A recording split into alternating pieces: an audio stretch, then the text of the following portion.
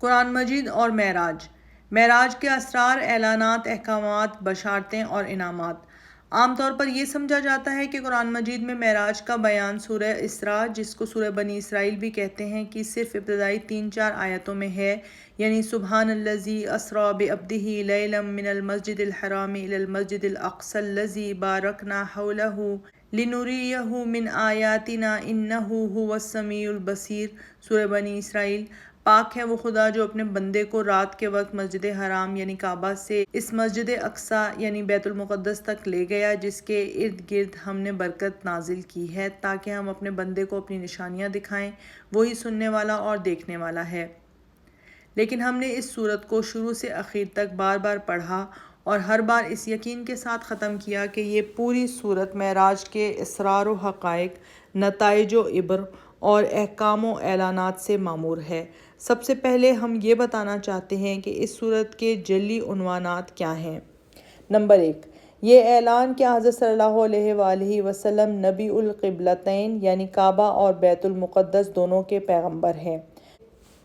Number 2، یہود جو اب تک بیت المقدس کے اصلی وارث اور اس کے نگہبان و کلید برادر بنائے گئے تھے، ان کی تولیت اور نگہبانی کی مدت حسب وعدہ الہی ختم کی جاتی ہے اور آل اسماعیل کو ہمیشہ کے لیے اس کی خدمت گزاری سپرد کی جاتی ہے۔ نمبر 3، کفار قریش کو اعلان کہ تمہارے پند و موعظت کا عہد گزر گیا، فیصلہ حق کے ثبوت کے لیے جس عذاب کو تم مانگتے تھے اب وہ آتا ہے کہ رسول اب ہجرت کرتے ہیں۔ نمبر 4، رسولوں کی سنت کے مطابق اب حضرت صلی اللہ علیہ وآلہ وسلم کو ہجرت کا اذن دیا جائے گا، جس کے بعد نافرمان قوم پر عذاب آئے گا۔ نمبر 5، معراج کے احکام و شرائع۔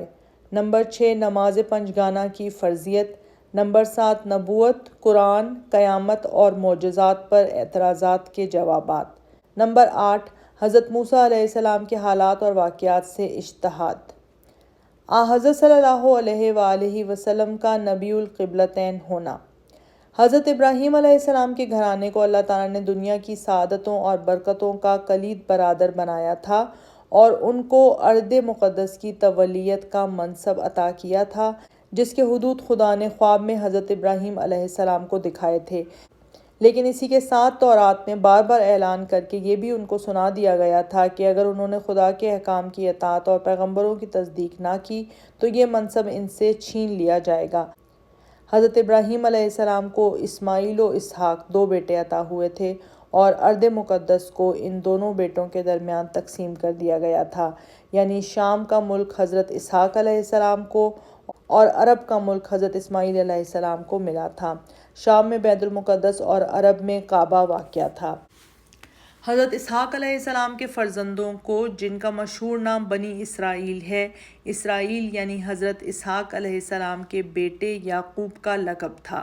بنی اسرائیل کو بیت المقدس کی تولیت عطا ہوئی تھی اور بنو اسماعیل کو کعبے کا متولی بنایا گیا تھا۔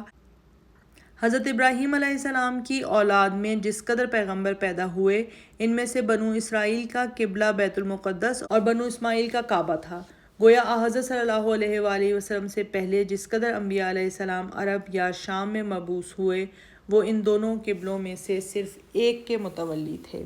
حضرت صلی اللہ علیہ وآلہ وسلم کو اللہ تعالیٰ نے جس طرح تمام دوسرے پیغمبروں کے متفرق اوصاف و خصوصیات کا جامع اور برزخ بنایا تھا، اسی طرح حضرت اسحاق و اسماعیل دونوں کی برکتوں اور سعادتوں کا گنجینہ بھی ذات محمدی ہی کو قرار دیا، یعنی حضرت ابراہیم علیہ السلام کی وراثت جو صدیوں سے 2 بیٹوں میں بنتی چلی آتی تھی، وہ حضرت صلی اللہ علیہ وآلہ وسلم کی بعثت سے پھر ایک جگہ جمع ہو گئی اور گویا یہ حقیقت ابراہیمیہ جو خاندانوں اور نسلوں میں منقسم ہو گئی تھی، ذات محمدی میں پھر یکجا ہو گئی اور آپ صلی اللہ علیہ وآلہ وسلم کو دونوں قبلوں کی تولیت تفویض ہوئی اور نبی القبلتین کا منصب عطا ہوا۔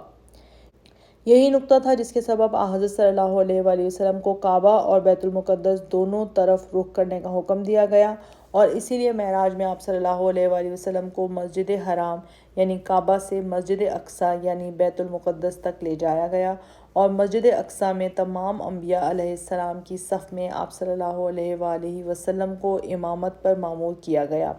تاکہ آج اس مقدس دربار میں اس کا اعلان عام ہو جائے کہ دونوں قبلوں کی تولیت سرکار محمدی کو عطا ہوتی ہے اور وہ نبی قبلتین نامزد ہوتے ہیں۔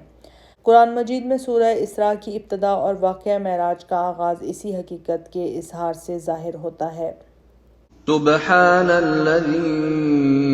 أسرى بعبده ليلا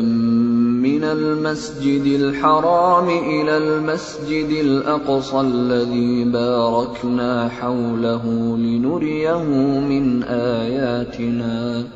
إنه هو السميع البصير۔ پاک ہے وہ جو لے گیا ایک رات اپنے بندے کو مسجد حرام سے دور کی اس مسجد تک جس کے ماحول کو اس نے برکت دی ہے تاکہ اسے اپنی کچھ نشانیوں کا مشاہدہ کرائے، حقیقت میں وہی ہے سب کچھ سننے اور دیکھنے والا۔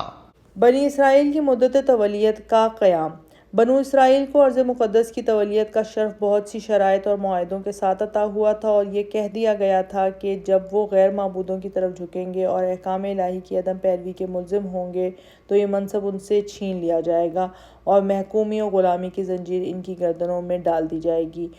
حضرت داؤد و سلیمان علیہم السلام کے عہد میں ان کو جو نیابت و وراثت عطا کی گئی تھی، عدم ایفائے عہد کی پاداش میں بابل کے بادشاہ بخت نصر بنو خز نظر کے ہاتھوں ان سے چھین لی گئی۔ ارض مقدس سے وہ جلا وطن کر دیے گئے، شہر یروشلم کھڑر کر دیا گیا، بیت المقدس کی ایک ایک اینٹ چور چور کر دی گئی اور تورا کے پرزے پرزے اڑا دیے گئے۔ اس پرغم سانحہ پر انبیاء بنی اسرائیل نے ماتم کیا، خدا کے سامنے دست تضرع دراز کیا، بنی اسرائیل کو توبہ و انابت کی دعوت دی، تو پھر ان کو معاف کر دیا گیا اور ایرانیوں کے عہد میں ارض مقدس کی دوبارہ تولیت سے وہ سرفراز ہوئے، لیکن اس کے بعد وہ پھر اپنے عہد پر قائم نہ رہے، بتوں کو سجدے کیے، تورات کے احکام سے روگردانی کی، تو ان پر یونانیوں اور رومیوں کو مسلط کیا گیا، جنہوں نے بیت المقدس کو جلا کر خاکستر کر دیا، یہودیوں کا قتل عام کیا، قربان گاہ کے مقدس ظروف توڑ پھوڑ دیے۔ اب اس کے بعد حضرت صلی اللہ علیہ وآلہ وسلم کی بعثت ہوتی ہے اور بنی اسرائیل کو توبہ و انابت کا آخری موقع دیا جاتا ہے۔ اگر انہوں نے حق پسندی کو راہ دیا تو خدا ان پر رحم فرمائے گا، ورنہ ہمیشہ کے لیے وہ اس منصب سے محروم کر دیے جائیں گے۔ چنانچہ آیات بالا کے بعد ارشاد ہوتا ہے، وآتينا موسى الكتاب وجعلناه هدى لبني إسرائيل ألا تتخذوا من دوني وكيلا ذرية من حملنا مع نوح إنه كان عبدا شكورا وقضينا إلى بني إسرائيل في الكتاب لتفسدن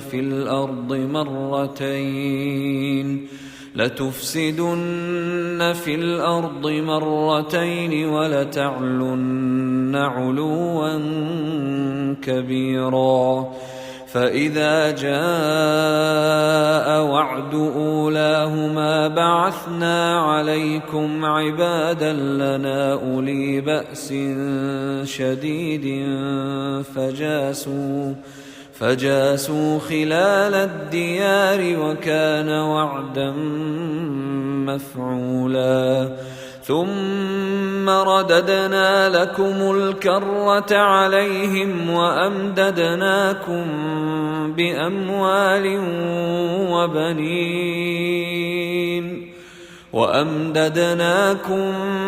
بأموال وبنين وجعلناكم أكثر نفيرا إن أحسنتم أحسنتم لأنفسكم وإن أسأتم فلها فإذا جاء وعد الآخرة ليسوءوا وجوهكم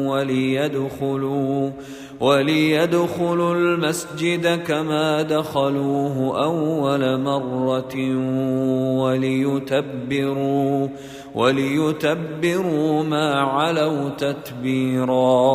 عَسَى رَبُّكُمْ أَن يَرْحَمَكُمْ وَإِنْ عُدْتُمْ عُدْنَا وَجَعَلْنَا جَهَنَّمَ لِلْكَافِرِينَ حَصِيرًا۔ اور ہم نے موسیٰ کو کتاب دی اور اس کو بنی اسرائیل کے لیے ہدایت نامہ ٹھہرایا کہ ہمارے سوا وہ کسی کو کارساز نہ بنائیں۔ اے ان لوگوں کی اولاد جن کو ہم نے نوح کے ساتھ کشتی پر سوار کیا تھا، دیکھو کہ ان کا جنہوں نے اپنا کارساز دوسروں کو بنا لیا تھا کیا حشر ہوا۔ تم کو اس احسان کا شکر ادا کرنا چاہیے کیونکہ تمہارا باپ نوح شکر گزار بندہ تھا۔ اور ہم نے کتاب میں بنی اسرائیل کے متعلق فیصلہ کر دیا تھا کہ تم 2 دفعہ زمین میں فساد کرو گے اور بڑی زیادتیاں کرو گے۔ جب ان میں سے پہلے فساد کا وقت آیا تو ہم نے تم پر ایسے بندوں کو کھڑا کر دیا جو بہت سخت گیر تھے، وہ تمہارے شہروں کے اندر پھیل گئے اور خدا کا وعدہ پورا ہوا۔ پھر ہم نے تمہارے دن پھیرے اور تم کو مال و اولاد سے مدد دی اور تمہاری تعداد بہت بڑھا دی، اور کہہ دیا کہ اگر تم نے اچھے کام کیے تو اپنے ہی لیے اور برے کام کیے تو اپنے لیے۔ پھر جب تمہارے دوسرے فساد کا وقت آیا تو پھر ہم نے اپنے دوسرے بندوں کو کھڑا کر دیا کہ وہ تمہارے چہروں کو خراب کر دیں اور یہ بھی بیت المقدس میں اسی طرح گھس جائیں جس طرح تمہارے پہلے دشمن گھسے تھے، اور جس چیز پر وہ قابو پائیں اس کو توڑ پھوڑ ڈالیں۔ اب محمد رسول اللہ صلی اللہ علیہ وآلہ وسلم کی بعثت کے بعد ممکن ہے کہ تمہارا پروردگار تم پر رحم کرے، اور تم نے پھر ویسا ہی کیا تو ہم بھی ویسا ہی کریں گے، اور حق کے منکروں کے لیے ہم نے جہنم کا احاطہ بنا رکھا ہے۔ یہ صورت مکہ میں نازل ہوئی تھی، وہاں بنی اسرائیل سے تعلقات نہ تھے، اس لیے مکی صورتوں میں بنی اسرائیل عموماً مخاطب نہیں کیا گیا ہے۔ یہ پہلا موقع ہے کہ بنو اسرائیل کو مخاطب کیا جا رہا ہے کیونکہ اب اسلام کے نئے دور کا آغاز ہونے والا ہے اور آپ صلی اللہ علیہ وآلہ وسلم کو مدینہ کی طرف ہجرت کی اجازت ملنے والی ہے جہاں ان سے تعلقات کا آغاز ہوگا۔ اثر نو خدا کے سامنے اپنی شرمساری کے اظہار کا موقع ملے گا اور خدا ان پر اپنی رحمت کا دروازہ کھولے گا، لیکن اگر انہوں نے قبول حق سے انکار کیا تو ان کے لیے پھر وہی سزا ہے جو ان کو اس سے پہلے 2 دفعہ مل چکی ہے۔ لیکن افسوس ہے کہ انہوں نے عملاً اس موقع سے فائدہ نہیں اٹھایا اور حق کو قبول نہیں کیا، حالانکہ خدا نے ان سے کہا وَأَوْفُوا بِعَہْدِي أُوفِ بِعَہْدِكُمْ۔ سورہ بقرہ، تم میرا عہد پورا کرو میں تمہارا عہد پورا کروں گا۔ اس لیے خدا نے ان پر رحمت کا دروازہ نہیں کھولا اور ان کو تیسری دفعہ بھی وہی سزا ملی اور وہ مدینہ، اطراف مدینہ، باغات وغیرہ سے بے دخل کر دیے گئے اور بیت المقدس کی تولیت مسلمانوں کے سپرد کر دی گئی۔